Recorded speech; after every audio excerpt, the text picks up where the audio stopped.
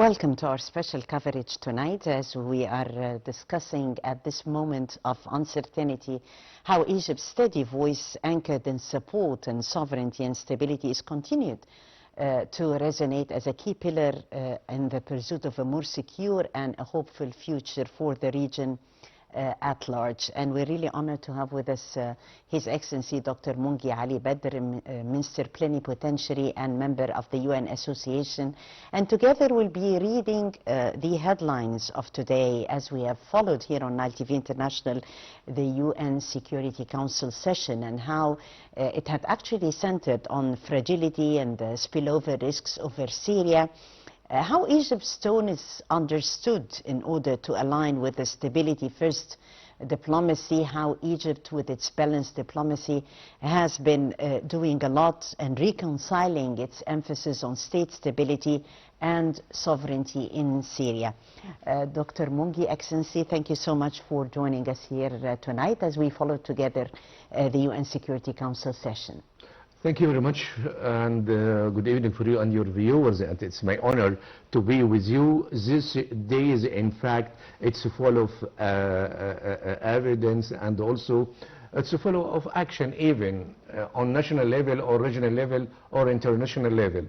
On national level, 2 days, next Saturday we are celebrating Sinai liberation, yes. And in the meantime, yesterday evening, Mr. Donald Trump already mentioned that he's going to extend the ceasefire with Iran, and I think it's good news for all of us. The third point today, this meeting which concentrate on Middle East, and also the desire of to reach ceasefire, not only in Lebanon or Syria, but also in Gulf area, in Sudan, in Yemen, in Libya. And this, in fact, is matching with foreign policy of Egypt, which mentioned many times before by His Excellency Mr. President Sisi, when he mentions that we are supporting the unity of Arab state, we are supporting the institution in each country, and in the meantime we are helping them to develop their institution. And for the countries which have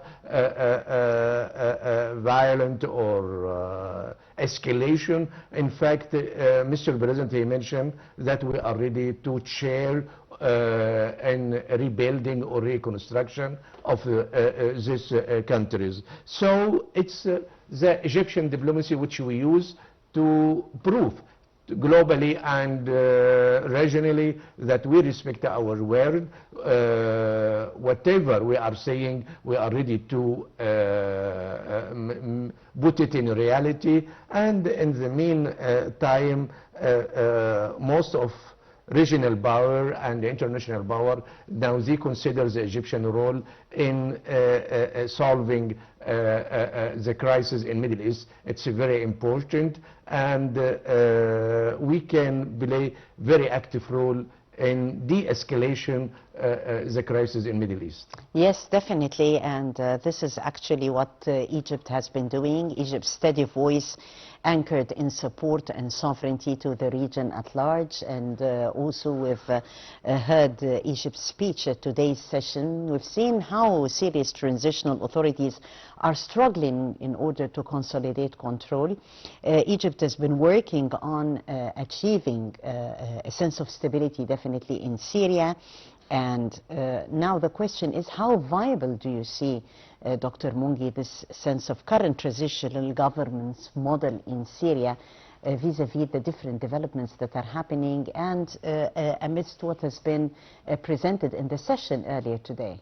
It's a very sensitive point, in fact, because as you know that Egypt and Syria were united together from 1958 to 1961. We were at that time one republic, and the relation between Egyptian and the Syrian people, it's very close. We have much in common, even related culture or songs or even economic interest. So Egypt used to express that we call for the unity of all Syrians, and we want the regime in Syria to be for all Syrian people, not to be selective for one or two tribes. The most important point, which I would like to concentrate, that Egypt is moving in its foreign policy collaborating with regional power, like Saudi Arabia, like Turkey, like Pakistan, and with also collaboration with the superpower like Russia and the United States of America. So this is the difference between the foreign policy in Egypt now and in the past, that we don't take any steps unless we coordinate together with regional power and superpower. So I think we express about our idea related to Syria with our neighboring country, especially Turkey, and also we discussed this many times when that security counselor for United States of America, when he visited His Excellency Mr. President 2 days back, and we will have a discussion in many areas, including this topic of Syria. So what I would like to conclude in this point, that we have very balanced foreign policy, and within this policy we are looking for the interest of Egypt, the interest of Egyptian people, and we used to call for the unity and of each Egyptian Arab countries, and in the meantime we respect our promise, we respect the agreement which we sign with Arab countries under the umbrella of the League of Arab States. Yes, definitely. We've been working hard to achieve this balance. Egypt has been working very hard as a trusted mediator and a trusted stabilizer in the whole region, as we have seen also in the session that was tackling Syria, Minister Mongy Badr. Different mechanisms were there, also discussing how the United Nations can realistically support to prevent any sort of state fragmentation, and this is a very important role for the UN. In fact, this point also, it's very important because we got lessons from the history that escalation doesn't finish any problems. It increases the crisis, not finish it or pause it at least. And we used to call for dialogue and negotiation. And in the meantime, if we are going to have lessons from history, I'm going to mention that within 10 years only, 40 million people already displaced, this globally. And in the meantime, 35 countries now, on international level, we consider it as fragile country. So it means this, including Lebanon, it means that this country, they cannot control the internal situation, they cannot serve their people, and in the meantime it has no ability, even military or economy, to defend the interest of their people.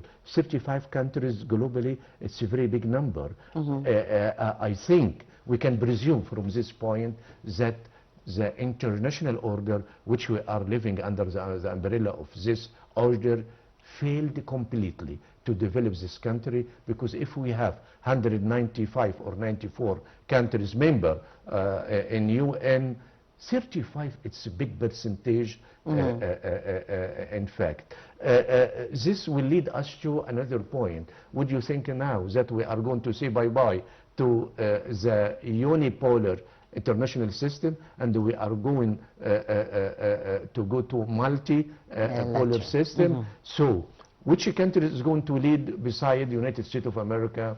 Is it China? Is it Russia? Is it Brazil? Is it India? Is it EU? I think a lot of prospect or a lot of thinking in this area. How long we are going to reach this multipolar system? there is expectation of 20 years, 25 years, 30 years. Nobody mentioned exactly when we are going to move. This it means is that we are now living in liquid era. This liquidity, it's very hard to developing and emerging economy. Very, very hard. Because of what? Each country now is looking for its interest. And unfortunately, big countries doesn't respect international law. Big countries doesn't respect the resolution from United Nations or even for Security Council, unfortunately. So they replace this international laws with its military power on the ground. So military power now replaced the international law, unfortunately. So how about Egypt? This, after we are going to explain every point, go back to our home. So this, what we can say, that our Egyptian army number 9 globally. This we can prove to the Egyptian viewer now. Why we are sometimes suffering from high rate of foreign debt? Because of what? Because of army. Because we would like to keep our dignity, we would like to keep our border, we would like to keep our land. And it's definitely a very important priority now. Yeah. Seeing the regional developments and international developments, it's very important to have a strong army. Yeah. Dr. Mongy, well, we've read together the different speeches of the countries at the session of the UN Security Council, and the question pops up, is diplomatic containment right now still effective while we see this fragmented regional order? Unfortunately. I'm going to explain the situation without mentioning any comment because the situation, it's not okay. Now a lot of resolution from United Nations and even from Security Council, and there is no desire from the superpower, the 5 permanent members, to implement this resolution. Number 2, most of these superpower countries, they would like to change the current order. To go where? We don't know. And for the benefits of whom? We don't know. How about the contribution of emerging economy to redesign the new international order?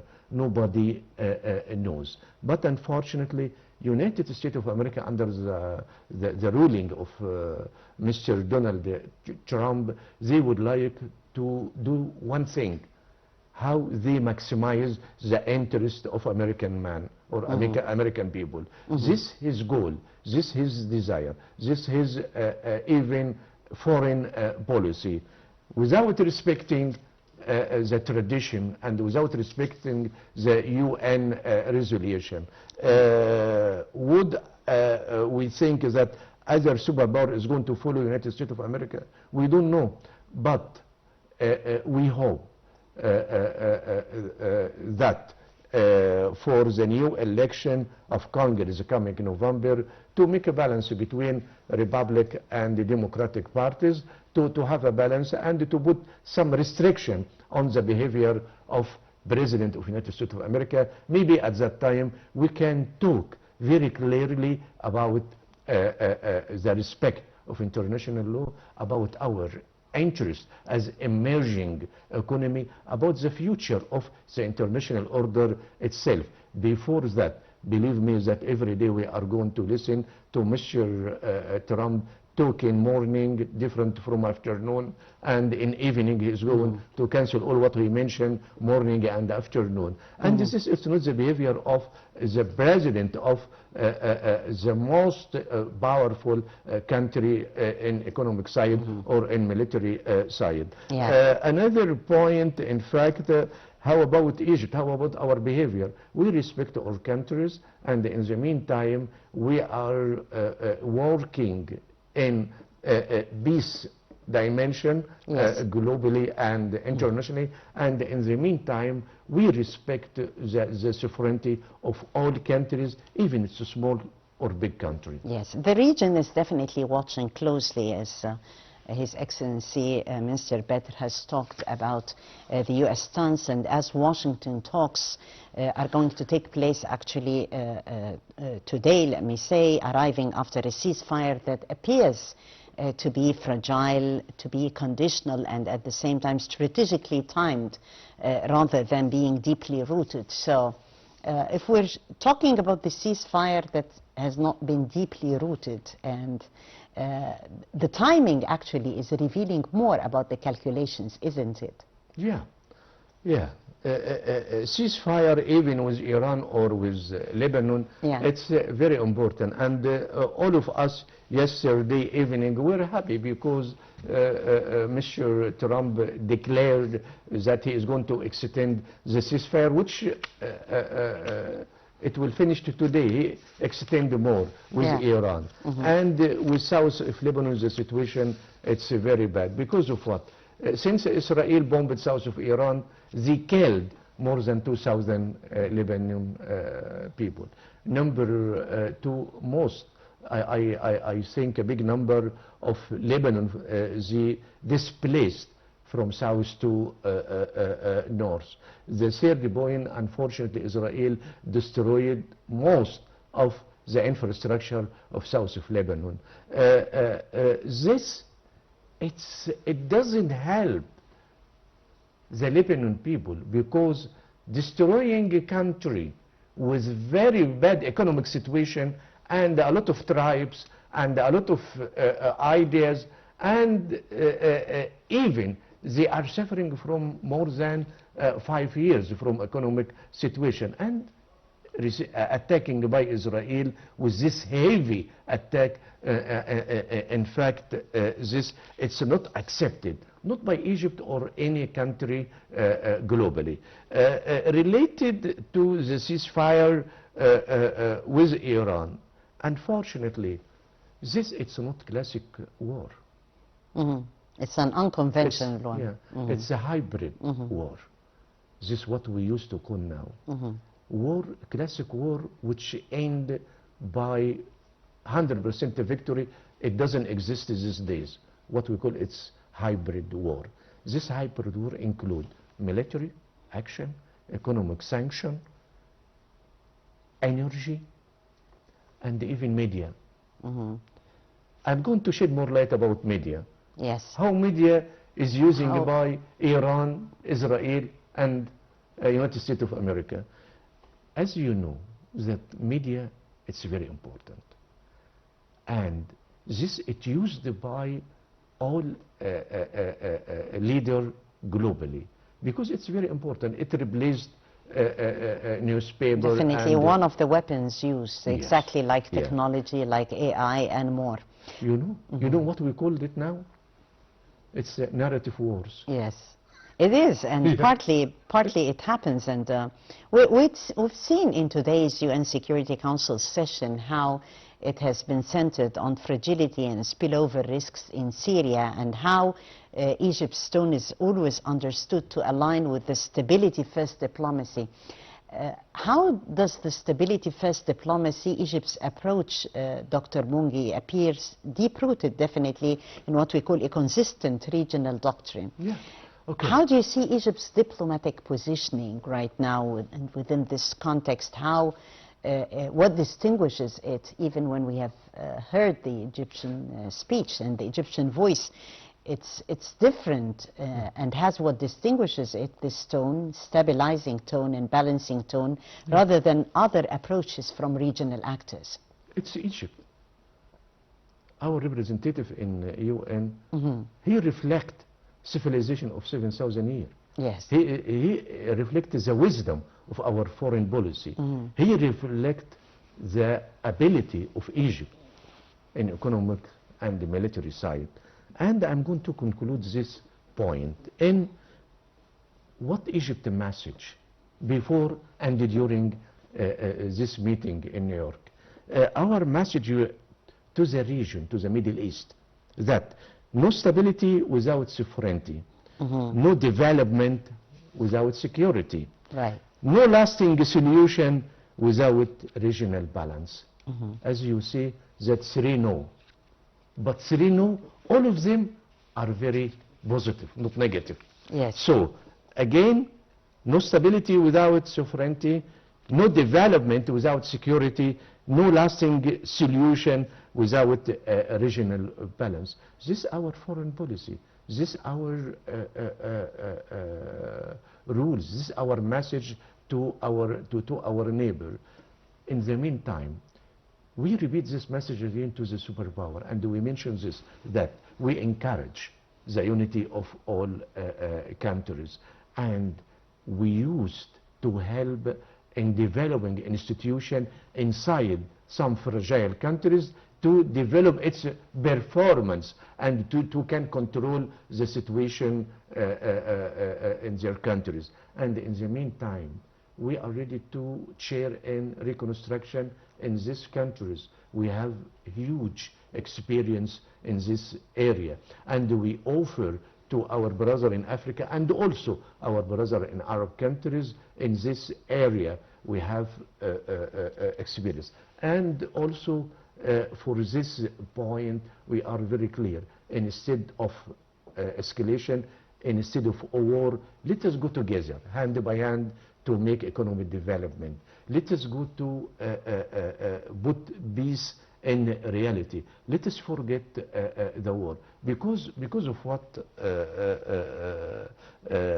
Dr. Tagreed? Because one reason.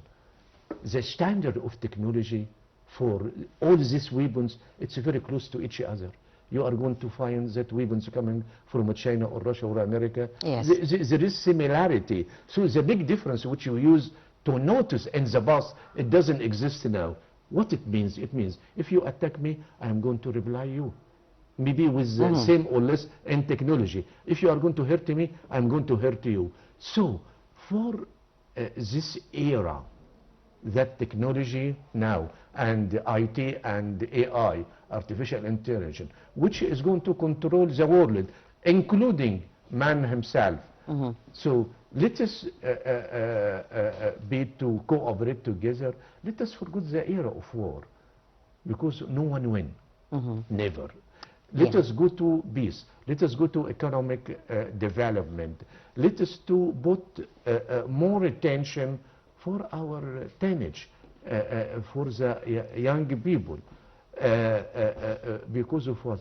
Maybe my son or your son or my daughter will come to ask me, Dad, what you did with my home, what you did regionally, what you did internationally, why you didn't stand to defend my right in future.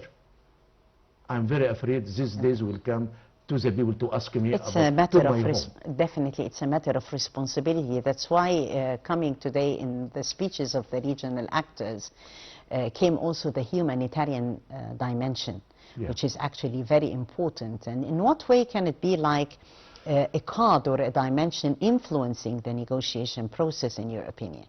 Yeah, okay, it's one of the factors that we should concentrate humanitarian aspect. Yes. And it should lead the dialogue and the discussion between all interested parties. How about humanitarian? Now we are looking for the right for animals and maybe something else. How about the human being? It should be take priority #1. There is no difference between African or Arab and European and American people. All of us are the same in front of our God. Even you are Muslim or Christian or Jewish, we are the same in front of God. In the same time, if you help me to have good life at my home, I never think to attack you. I never think to migrate or to leave my home to go to Europe or America. So in this area, in this dimension, Europe is going to decrease its budget to prevent migration. And in the meantime, each country will keep the image of its people. And also, there is no war between developed and the developing countries. And the most important point, our natural resources is going to be low day by day. So I'm afraid one day maybe the water is not enough for us, maybe the food is not enough of us. By the way, that International Organization for Food, they mentioned 1 week back that they mentioned if this war in Lebanon and in Gulf area, it doesn't stop, maybe we are going to suffer from a problem of food. That's why at this moment of uncertainty, Egypt's steady voice was very important, anchored in support, in sovereignty and stability, and also continues to resonate as a key pillar in the pursuit of a more secure and hopeful future for the region at large. I thank you so much, Your Excellency Dr. Mongy Ali Badr, Minister Plenipotentiary and member of the UN Association, for highlighting with us the key pillars of the UN Security Council session on Syria. I thank you so much, and also for highlighting more dimensions concerning Egypt's pivotal role in the region, Egypt's diplomacy, and also the developments vis-à-vis Lebanon and the whole region. Thank you so much. Thank you. And I thank you, dear viewers, for joining us. That was the daily debate for tonight, and I'm Taghreed Hussein, thanking you all for watching.